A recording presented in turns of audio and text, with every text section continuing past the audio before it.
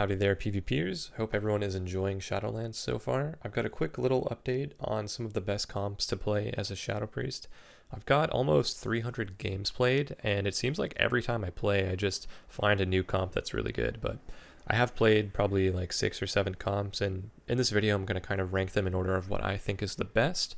And all of these comps have kind of different playstyles, so depending on how you like to play, you might look for a specific third partner.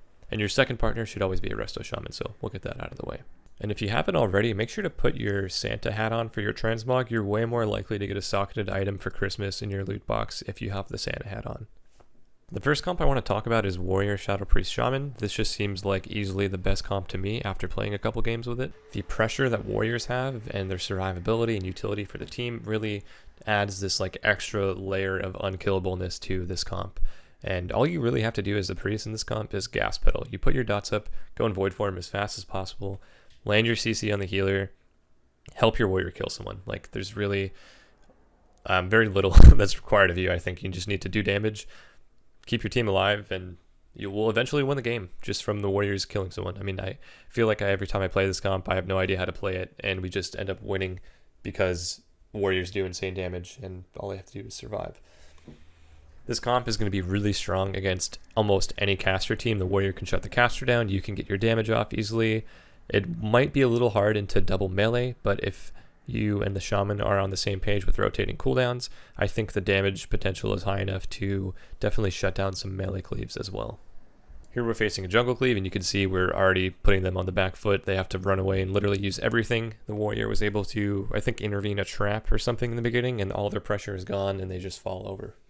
Now this comp is enjoyable to play because it feels like you're not really limited to just killing one target. You can kind of swap around a lot, keep your dots up, hit whoever is out of position, and kind of allow your warrior to kill people. So if you just take the most overpowered melee and insert them in the comp, instantly becomes the best Shadow Priest comp in the game. It's really difficult for me to say what this comp loses to. I feel like it could be really good into even Ret Warrior if you play really well. One of the only comps we did lose to was Shadow Priest Boomkin, although we beat it, and I think we probably should beat it as Warrior Shadow Priest, which is why I ranked it higher. This is an example of why it might be a good idea to play with Boomkin.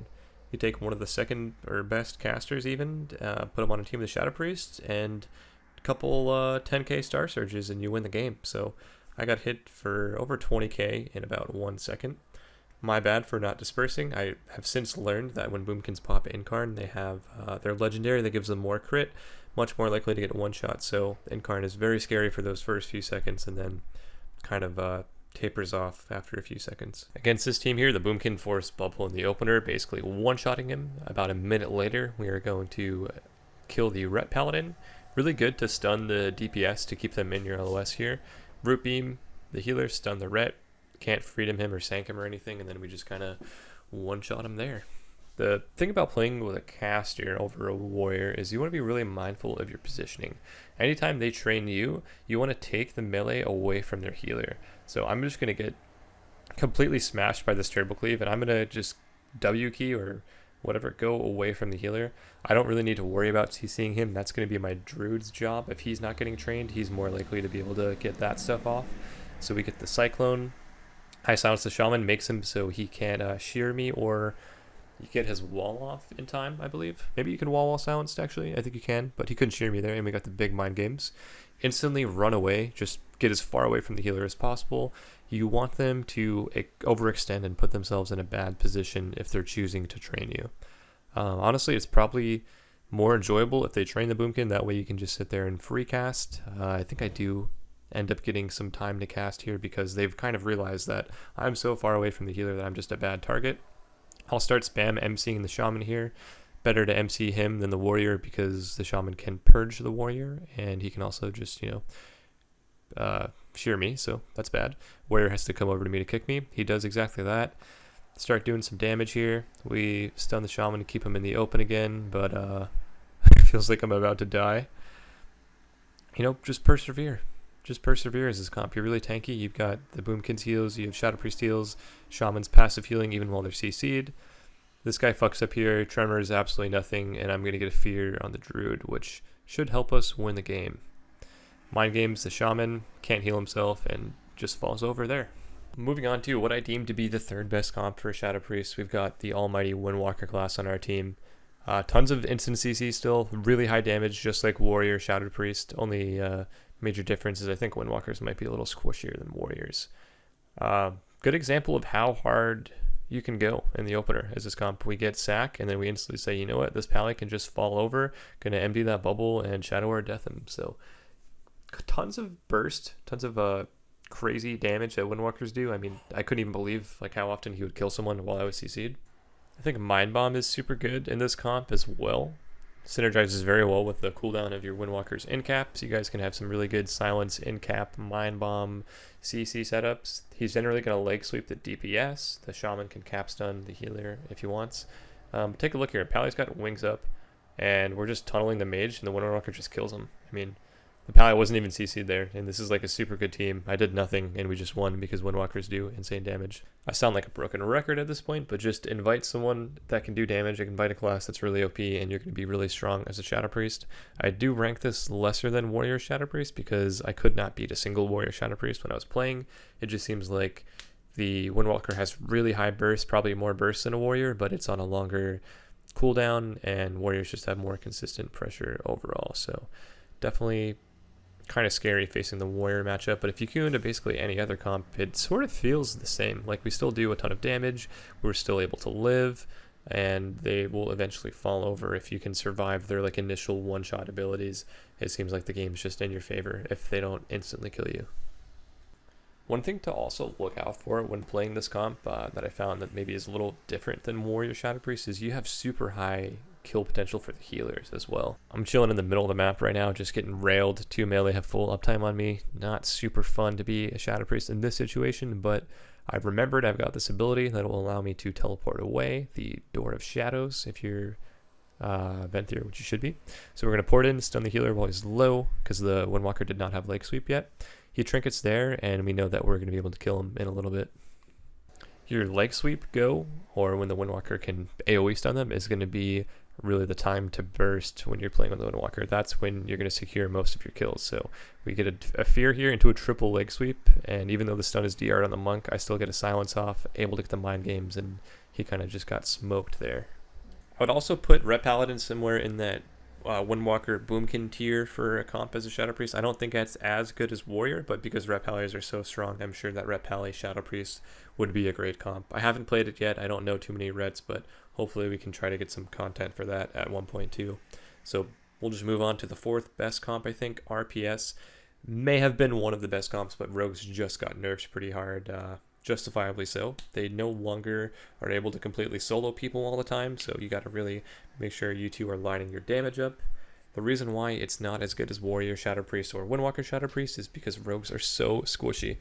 Here we're forced to Spirit Link, Evasion, and Life Swap basically all at the same time, or he's just going to die apparently. So they die very easily.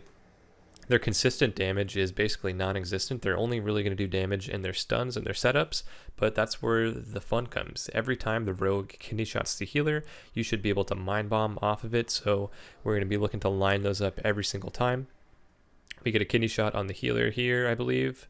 No, he bops the blind, and then I silence mind bomb and kill the feral. So definitely look to time your CCs with the rogue. Also know that he can sap out of mind bomb. It is as long as fear, almost as long as blind. So if he's got dance up or vanish, you guys could have some insane CC chains. It does require a lot of coordination and synergy. If you are able to line up your burst, you're just going to blow someone up here. So look, we get mind bomb on the druid, mind games on the shaman, and he just completely dies. Like, first swap onto the healer and he just goes down. I mean, you got a lot of burst potential with this comp, but you do have to be on the same page. You can't really just have one person trying to solo something, whereas when I play with a Windwalker, I feel like I could actually DC for half the game and we would still kill someone. Alright, we got another comp for you. Last one we'll talk about, Feral Shadow Priest. Now I'm actually playing the Holy Paladin, which I almost prefer over a Shaman in this matchup, just because Pallies offer a lot of utility against cleaves with, bop, freedom, and all that stuff. So we also have Repentance, and we can get some crazy CC chains off. Overall, this comp is going to be very CC based, just like playing with a rogue. You guys need to really do your CC well. It's not going to really be enough to kill anything if you mess your CC up, because Feral Druids don't have an MS. Unlike Warrior and Windwalker, they can just kind of pump through heals. Ferals will have a harder time doing that. Feral Druids also seem pretty squishy compared to Warriors and Windwalkers, which, makes you more susceptible to dying, of course. But other than that, they do really big burst damage. Like, their Ferocious Bites are still going to chunk people. As long as you're getting your damage off while they're CC, it's going to be very effective. So the first 2 Mind Bombs of this game, the first one forced Will of the Forsaken, and the second one forced Trinket. So we know that the next CC chain we get is going to be full, and someone should definitely die at this point. So whatever we can do to be aggressive and get that CC going as soon as possible. The whole time I'm communicating to my team when I can CC. I see that my silence is up, and I'm just waiting on that Mind Bomb to guarantee that follow-up CC. As soon as we're ready to go, and this is perfect because the Priest actually just dispelled too, so it just even safer. MD's my dots, that's kind of toxic. Reapply them, silence, Mind Bomb, grip the pally over just to CC. I know that if he gets it, we win the game. I think, yeah, he even bubbled for it. That's like super Chad. And we just, close it out. So you got to really do that CC chain on cooldown. If you mess it up, you'll basically just lose on pressure as this comp. But if you get those long CC chains, it's pretty fun to play.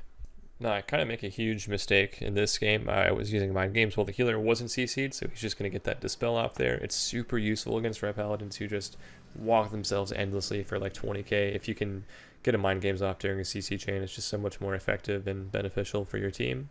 So a big mistake on my part, but we're just going to keep blasting through that Mind Bomb Repentance CC chain. Hopefully they die. Looks like he died while I wasn't targeting him, and that's why you want a class that does a lot of OP damage on your team. Go ahead and try some of these comps. Let me know what your favorite comps are, or let me know if you want to see maybe like a specific in-depth breakdown of one of the comps. We could work on that as well. Thanks so much for watching. Be sure to join the Discord channel. Just a bunch of Shadow Priests trying to figure shit out together. We've got that link in the description, as well as the link for my stream, where I stream high-rated arenas almost every night. More than happy to answer questions or, help anyone out. Thanks for watching.